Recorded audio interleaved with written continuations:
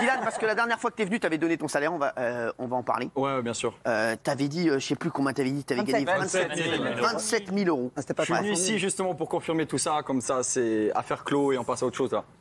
Donc c'est 27 000 euros, il n'y a pas de truc. Parce que je sais que TF1 t'a demandé de faire un tweet et de dire non, en fait, j'ai dit une connerie, j'ai pas pris 27 000 euros, mais tu n'as jamais fait ce tweet. Tu veux que je t'explique ce qui s'est passé? C'est le truc, c'est que c'est vrai que TF1 m'a dit que ça se faisait pas de parler d'argent. Mais après, Cyril, je l'ai fait certes pour ça, mais je l'ai fait certes aussi pour autre chose. C'est que tous les jours, depuis que j'ai balancé en direct, là, je sais pas, il y a 2-3 jours que j'avais reçu 27 000 euros, tous les aventuriers, que ce soit de cette saison ou des saisons précédentes, ils m'ont harcelé de messages.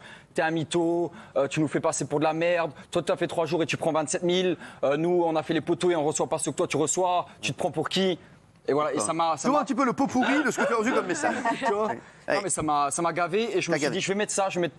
Voilà, tout le monde d'accord. Je me fais passer pour un mytho, tant mieux. Mais au moins, je suis pas harcelé tous les jours. C'est vrai en tout cas ce que tu dis. Tu as bien été payé 27 000 euros pour 4 émissions. Tu as posté un tweet. Alors TF1 t'a demandé de poster un tweet comme quoi tu te rétractais. Et toi, tu as posté. J'ai apprécié mon passage sur TPMP en compagnie de Cyril et de son équipe. Mais je précise qu'en aucun cas la production de TF1 m'aurait fait du chantage pour démentir mon salaire. Je me suis juste mal exprimé en oubliant de préciser que j'avais touché 27 000 euros pour 4 émissions. Est-ce que tu as subi ou non des pressions de TF1 ou pas? J'ai pas subi de pression, aucune. Et c'est pour ça que je suis venu ici parce qu'en aucun cas j'ai subi de pression. Mais certes j'ai subi des pressions et. Ils m'ont demandé de faire un tweet. Non, ils m'ont demandé de faire un tweet pour pas justement. Mais sans pression. Sans pression. Il y a le tweet. Allô, il y a les gars, genre C8 quand ils t'appellent. Écoute-moi bien, sale tarbat, tu vas faire le tweet tout de suite.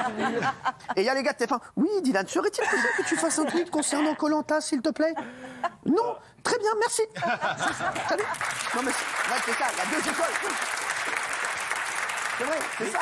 Ils m'ont pas obligé de faire quelque chose, j'ai eu le choix. T'as eu le choix. Et j'ai décidé qu'ils avaient raison et que je devais le faire aussi pour que ça enlève toute cette jalousie d'autres aventuriers. Moi, cet argent-là, je ne l'ai pas volé. Je l'ai négocié et je l'ai mérité, la preuve, voilà. Et avec cet argent, tu t'es acheté une belle chemise, d'ailleurs. Ah, merci. Merci. Qu'est-ce qui se passe? Oui, je voulais savoir, on a l'impression que TF1 mise sur vous pour d'autres émissions. Enfin, ils pensent que vous êtes un bon candidat à l'avenir pour d'autres émissions. Même pour Danser avec les stars, on dit. Ouais. Et on a l'impression que vous tirez des balles dans le pied en venant ici, alors que vous savez très bien que ça les énerve, etc. Ça les énerve pas, parce qu'à chaque fois que je viens ici, j'appelle la personne qui s'occupe vraiment de moi et elle me C'est qui la personne? C'est un peu Magali, c'est un peu Alexia. Magali, elle va me dire oui. Magali Berda.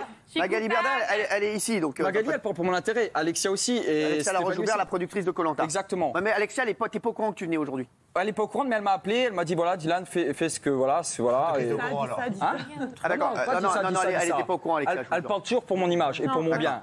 Et ça, c'est vrai. Alors, Yacine, comment t'as réagi, toi, en apprenant le salaire de Dylan? Moi, il y a une chose que je comprends pas, c'est que je suis au courant, moi, en tout cas, de Dylan. J'étais au courant avant. Je savais qu'on avait le même contrat. Ouais. Je savais qu'il avait touché la même somme. Seulement, Donc, tu as touché 27 000 euros, toi aussi? Non, du tout. La chose qui est sûre, c'est qu'il a négocié 20 000 euros de plus sur autre chose, sur des émissions que je ne ferai jamais. Ah, c'est ça. Donc, toi, tu vas faire quoi? Tu vas faire la villa des cœurs brisés? Je l'ai déjà fait, j'ai fait Ninja, j'ai fait d'autres choses qui arrivent encore. Il a négocié sur autre chose, c'est-à-dire. Lui, en fait, dans TF1, ils l'ont tout fait faire, quoi. Demain, il va faire le télé-shopping. Non, mais après, moi, je dis c'est bien pour lui, mais en fait, ce que j'arrive pas à comprendre, c'est que nous, on a fait Koh Lanta pour l'aventure. Et en fait, c'était même pas une question d'argent, parce qu'à la limite, franchement, c'est vraiment... Koh Lanta, tu le fais pas pour l'argent. Exactement. Ou tu le fais comme avec le cœur, ou tu le fais pas. J'aurais pas eu cette somme, je l'aurais fait quand même. C'est ça. Mais il a eu... Voilà, il était ouvert pour d'autres émissions. On lui a proposé justement un salaire pour d'autres émisons. Il l'a fait, il a raison. Mais on dirait, j'ai l'impression aujourd'hui qu'il a fait un braquage. Non, mais c'est vrai, ça me tue. Non, mais en tout cas, il a bien négocié.